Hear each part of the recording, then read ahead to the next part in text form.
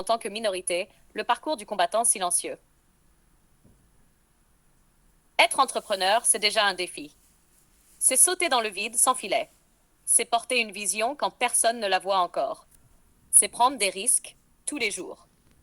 Mais quand on appartient à une minorité, ce défi prend une autre dimension, plus invisible, plus insidieuse, plus épuisante. La crédibilité en question avant même de parler. Quand tu arrives avec ton projet, ta passion, ton pitch bien ficelé, ton business model carré, tu sens. Tu sens dans le regard en face que quelque chose bloque. Ce n'est pas ton idée, ce n'est pas ta stratégie. C'est toi, ton prénom, ton accent, ta peau, ton genre, ton quartier. On ne te le dit pas, mais tu le vis. Tu le vis dans les silences gênés. Tu le vis dans les on vous rappellera. Tu le vis dans les regards étonnés quand tu expliques que oui, c'est toi le fondateur. Tu le vis quand tu dois montrer 2 fois plus pour recevoir 2 fois moins de confiance. 2. Le poids des clichés. Avancer en portant les murs. Quand on est une minorité, on ne part pas de zéro. On part avec un passif. Un poids. Un lot de représentations erronées à déconstruire. On te voit comme pas sérieux. On te soupçonne de manquer de rigueur. On t'imagine forcément dans certains types d'activités. Restauration, sécurité, services de base. On pense que tu n'as pas les codes, pas le réseau, pas la bonne posture. Et parfois, tu dois réussir non pas pour toi, mais pour prouver que vous aussi, vous pouvez. Tu deviens un symbole malgré toi. Un totem de résilience. Une exception qui n'a pas le droit de rater. L'ascenseur bloqué, l'escalier glissant. Le réseau, les soutiens, les mentors. Souvent, tu dois les créer toi-même. Tu frappes aux portes et elles restent closes. Alors, tu construis des fenêtres. Tu tisses des liens là où personne ne te regarde. Tu te formes, tu t'adaptes, tu t'endurcis. Mais à quel prix? La solitude de l'entrepreneur est déjà une réalité pour beaucoup. Mais celle de l'entrepreneur issu d'une minorité est plus profonde. Elle est structurelle. Mais malgré tout, on est là. Malgré les freins, les doutes, les silences et les humiliations à peine déguisées, on est là. On entreprend, on bâtit, on crée de la valeur, on embauche, on inspire. On ne demande pas des passe-droits, on veut juste qu'on écoute nos projets sans juger nos visages, qu'on entende nos idées sans regarder nos origines, qu'on reconnaisse notre travail, pas nos clichés. 5. Ce n'est pas juste une histoire d'entrepreneuriat, c'est une histoire d'égalité. Soutenir un entrepreneur issu d'une minorité, ce n'est pas faire une faveur, c'est parier sur un talent, c'est réparer un déséquilibre historique, c'est ouvrir l'économie à plus de richesse, plus de perspectives, plus d'authenticité. Les mentalités changent, lentement. Mais tant qu'un pitch sera jugé à l'apparence de celui qu'il présente, il faudra continuer à parler et à entreprendre. Encore et encore. Conclusion. Il ne suffit pas d'avoir une idée brillante. Il faut aussi avoir le courage d'exister dans un monde qui doute de toi avant même de t'écouter. Mais on avance, on existe, et on finira par ne plus être l'exception, mais la norme. C'est pas? Mais je suis venue quand même. Je n'ai pas grandi avec des modèles d'entrepreneurs autour de moi. J'ai grandi avec des gens qui travaillaient dur, qui comptaient chaque centime, et qui disaient souvent, fais pas trop de bruit, fais ton truc et ne dérange personne. Alors quand j'ai dit que je voulais créer ma boîte, tout le monde m'a regardé bizarrement.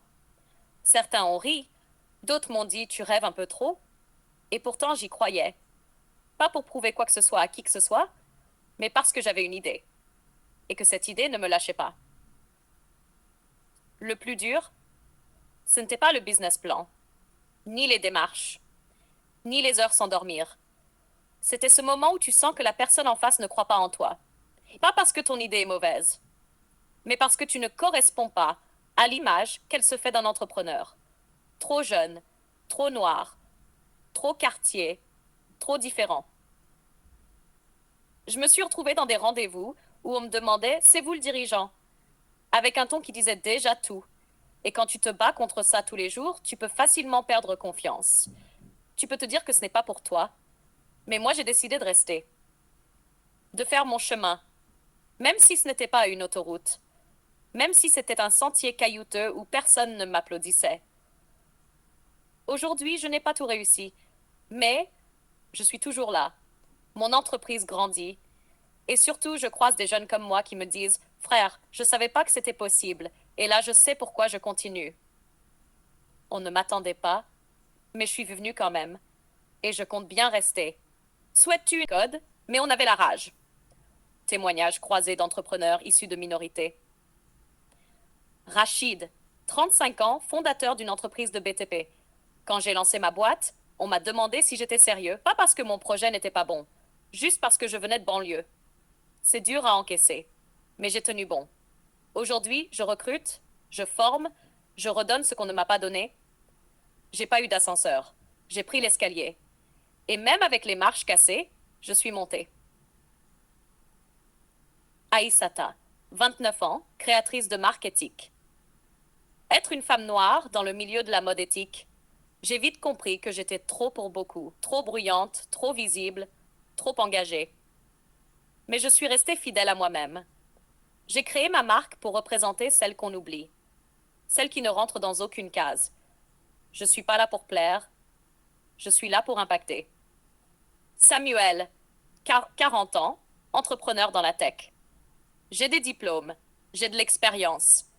Mais quand je me pointe à un rendez-vous et qu'on me demande si je suis le livreur, tu comprends vite que la route sera longue. On doit toujours prouver, toujours sourire, toujours être irréprochable. C'est pas de l'égalité, c'est de la performance forcée. Kenza, 32 ans, restauratrice autodidacte. Moi, j'ai appris seule, pas d'école de commerce, pas de réseau, juste mes casseroles, mes rêves et mes nuits blanches.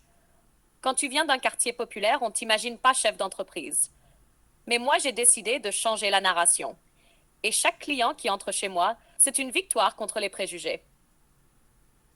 Idriss, 28 ans, start-up dans l'éducation. J'ai monté une appli pour aider les jeunes à mieux s'orienter. Les investisseurs me disaient, c'est bien, ton projet, mais t'as pas le bon profil. Le bon profil, ça veut dire quoi? J'ai compris qu'il fallait que je sois mon propre sponsor. Alors j'ai avancé seul. Et aujourd'hui, ce sont leurs enfants qui utilisent mon appli.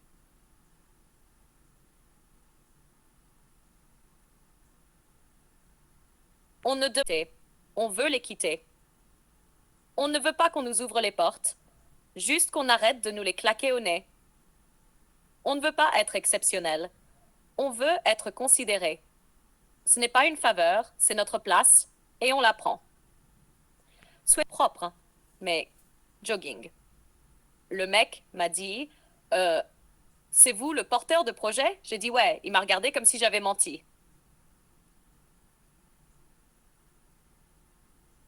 On parle d'égalité, mais la vérité, c'est qu'on te juge avant que tu ouvres la bouche. Ton prénom, ton look, ton quartier, tout parle pour toi, même quand t'as rien dit. J'ai monté ma boîte sans réseau, sans levée de fonds, juste ma daronne, ma agra et mon instinct. Aujourd'hui, j'ai 12 gars avec moi. On bosse dur, on mange pas tous les jours du caviar, mais on est digne. Il y en a qui naissent à l'étage. Nous, on est dans la cage d'escalier. Mais on grimpe, et à la fin, on cognera à la même porte. La différence? Nous, on l'aura construite. Aïssata, trop pour eux, juste assez pour moi. Série, pas les codes, mais le feu. Ton franc, engagé, stylé, pas victimisé. Pas victimisé. Skipwoff, version brute, finale. Être une femme, être noire, être libre. C'est trop pour beaucoup. Je suis arrivée dans la mode sans piston, sans oncle chez Vogue, sans stage chez LVMH. Je suis arrivée avec mes tissus, mes tripes et ma vision. On m'a dit que j'étais trop colorée, trop visible, trop engagée. J'ai compris un truc. Le problème, c'est pas que je sois trop, c'est qu'ils sont pas prêts. J'ai pas fait une marque pour qu'on me valide. J'ai fait une marque pour que des filles comme moi se sentent reines, puissantes, solides, vivantes. Il y a des gens qui cherchent des looks. Moi, je cherche à rendre du pouvoir. Ils veulent que je baisse les yeux. Je préfère les tourner vers le ciel. Et si je dérange, c'est que je suis à la bonne place. Je suis pas un quota. Je suis la tendance qu'ils n'ont pas vu venir.